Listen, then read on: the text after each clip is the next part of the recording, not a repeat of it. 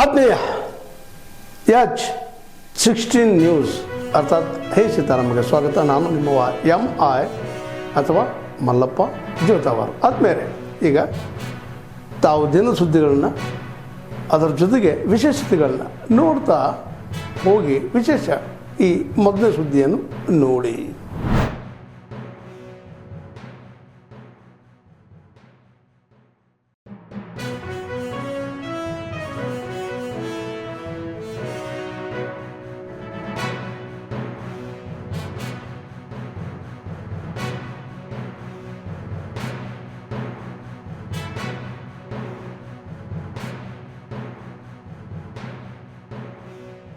दुनिया की सबसे बड़ी फूड सिक्योरिटी प्रोग्राम चल रहा है.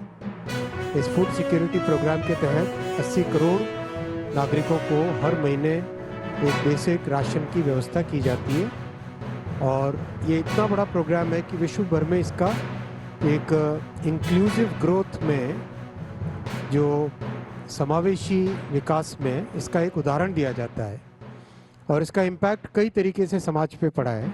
भारत में गरीबी कम होने का भी इस योजना का बहुत बड़ा श्रेय है. मैल न्यूट्रिशन कम होने में भी इस योजना का श्रेय है. बच्चों की जो ग्रोथ होती है, स्टंटेड ग्रोथ ना हो, प्रॉपर ग्रोथ हो, उसमें भी इस योजना का बहुत बड़ा एक योगदान है.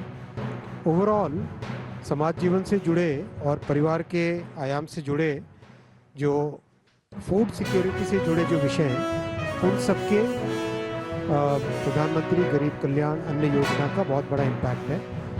आज उस प्रोग्राम को इम्प्लीमेंट करने वाली जो व्यवस्था है, पब्लिक डिस्ट्रीब्यूशन सिस्टम, उसमें बहुत बड़ा एक फैसला लिया गया है. वो है सार्थक PDS स्कीम.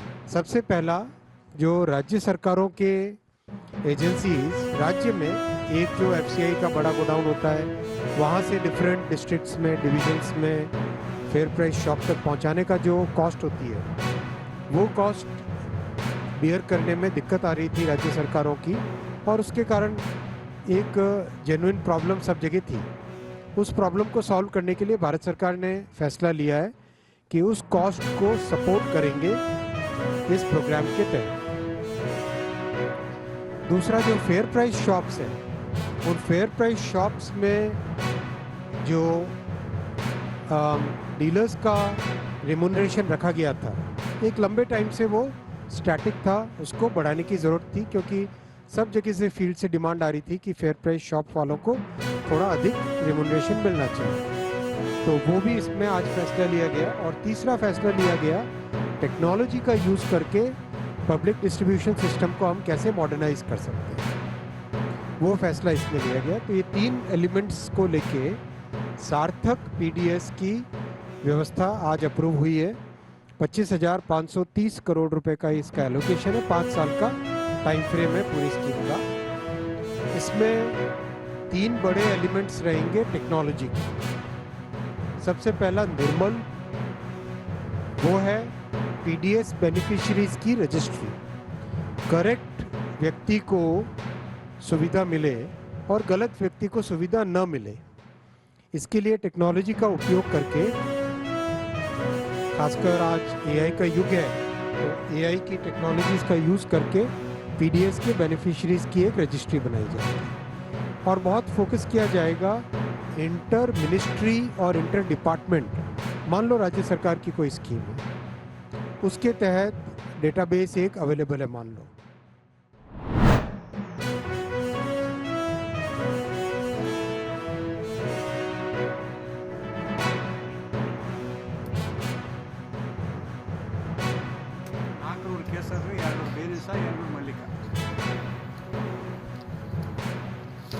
ಯಲಬುರ್ಗಾ ತಾಲೂಕು ಹಿರೇವಂಕಲಕುಂಟೆ ಹೋಬಳಿ ನಿಲಗಲ್ಲಲ್ಲಿದ್ದೀವಿ.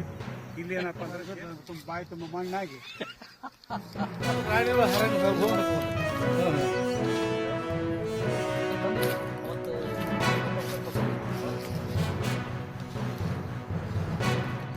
ಬಾಕ್ಸಿ ಒಂದನ ಒಂದು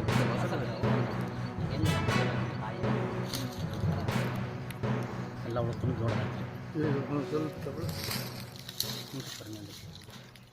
ಏನಾಗತ್ತಂತ ಸರ ಇದು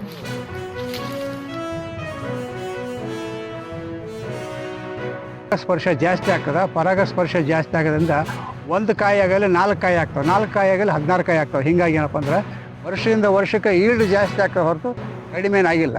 ನೋಡಿ ಸರ್, ಈ ಕಡೆ ಪಕ್ಕದಾಗ ಎಲ್ಲೆಲ್ಲ ಏನಪ್ಪ ಅಂದ್ರೆ ಗಿಡಗಳು ತನ್ನ ಕಾಯಿಗಳು ಭಾರಕ್ಕೆ ಬಗ್ಗಿಬಿಟ್ಟಾವೆ ಇಲ್ಲೆಲ್ಲ. ಇಷ್ಟೊಂದು ಒಳ್ಳೆ ಇಳುವರಿ ಏನಪ್ಪ ಅಂದ್ರೆ ವರ್ಷದಿಂದ ವರ್ಷಕ್ಕೆ ಜಾಸ್ತಿ ಆಗ್ತದೆ ಹೊರತು ಕಡಿಮೆ ಆಗಲ್ಲ.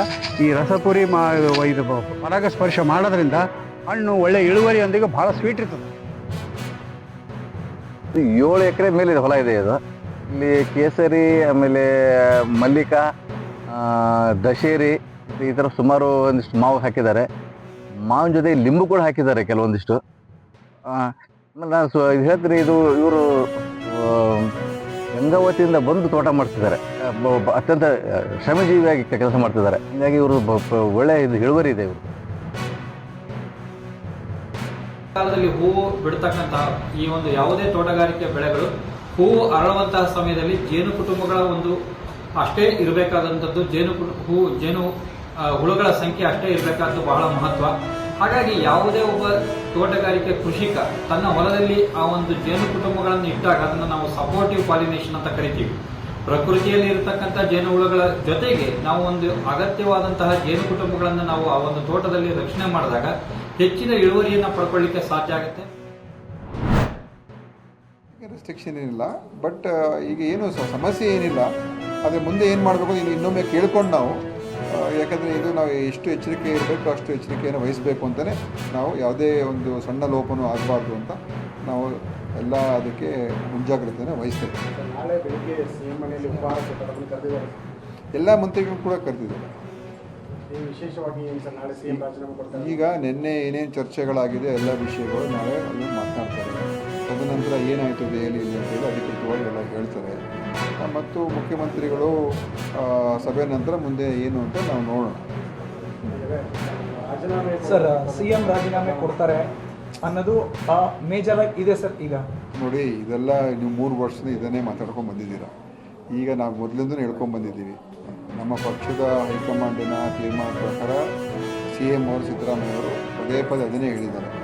ಅವ್ರು ಏನು ಹೇಳ್ತಾರೆ ಅದ್ರ ಪ್ರಕಾರ ನಾನು ಹೋಗ್ತೀನಿ ಅಂತಲೇ ಹೇಳಿದ್ದಾರೆ. ಸಸ್ಪೆಕ್ಟ್ ಕೇಸ್ ಒಂದೇ, ಅಂದರೆ ಸಸ್ಪೆಕ್ಟ್ ಅಲ್ಲ. ಈಗ ಅವರು ಉಗಾಂಡದಿಂದ ಒಬ್ಬರು ಬಂದಿದ್ದರು, ಅವ್ರಿಗೆ ಸ್ವಲ್ಪ ಅನಾರೋಗ್ಯ ಇದೆ ಅಂತ ಗೊತ್ತಾದಾಗ ಮುನ್ನೆಚ್ಚರಿಕೆ ಕ್ರಮದಿಂದ ನಾವು ಅವ್ರಿಗೆ ಈಗ ನಮ್ಮ ಆಸ್ಪತ್ರೆಯಲ್ಲಿ ಇರಿಸಿದ್ದೇವೆ.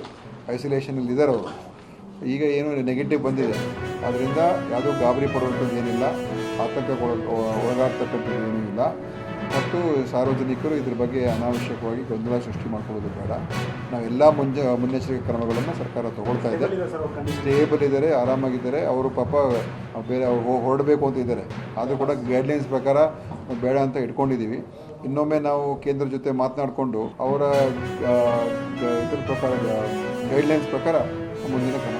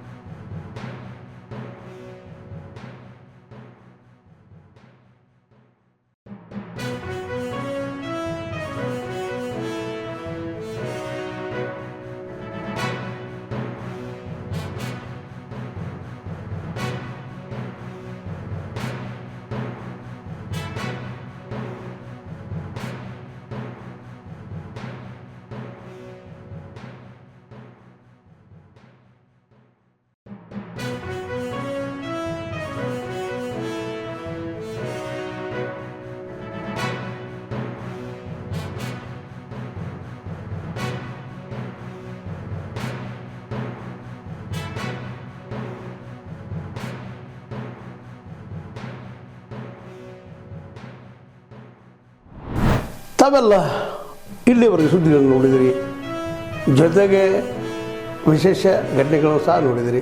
ಅದು ನಿಮ್ಗೆ ಏನು ಅನ್ನಿಸ್ತು? ನಿಮಗೆ ಲೈಕ್ ಮಾಡಿರಿ, ಶೇರ್ ಮಾಡಿರಿ, ಕಾಮೆಂಟ್ ಮಾಡಿರಿ, ಜೊತೆಗೆ ಸಬ್ಸ್ಕ್ರೈಬ್ ನಿಲ್ಲಿಸ್ಬೇಡ್ರಿ. H16 ನ್ಯೂಸ್ ಅರ್ಥಾತ್ ಸಿದ್ದರಾಮಯ್ಯ ಸತ್ಯದ ಕೈಗನ್ನಡಿ ವಂದನೆಗಳು.